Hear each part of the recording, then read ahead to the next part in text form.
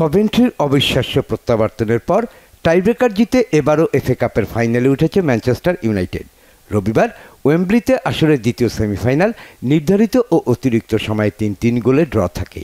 টাইব্রেকারে ইউনাইটেডের বাজিমাত ৪-২ ব্যবধানে। গত বছর ম্যানচেস্টার সিটির কাছে ফাইনাল হেরে এফএ কাপে ১৩তম শিরোপা হাতে নেওয়া হয়নি ইউনাইটেডের। এবারও নগর প্রতিদ্বন্দ্বীর বিপক্ষে ফাইনাল খেলার দাবি নিয়ে রবিবার কভেন্ট্রি সিটির বিপক্ষে সেমিফাইনাল খেলতে নামে এরিক টেন হাগের দল। প্রথমার্ধে স্কট ম্যাকটোমিনে ও হ্যারি ম্যাগুয়ারের আর দ্বিতীয়ার্ধে শুরুতে ব্রুনো ফার্নান্দেসের গোলে নিশ্চিত জয়ের ক্ষণ গুনছিল ইউনাইটেড। কিন্তু ২০০৭ সালে লিগ কাপে ইউনাইটেডকে ২-০ গোলে হারানো দ্বিতীয় সারির ক্লাবটি নাটকীয় প্রত্যাবর্তনে গুনে গুনে ৩ গোল শোধ দিয়ে ম্যাচ নিয়ে যায় অতিরিক্ত সময়ে।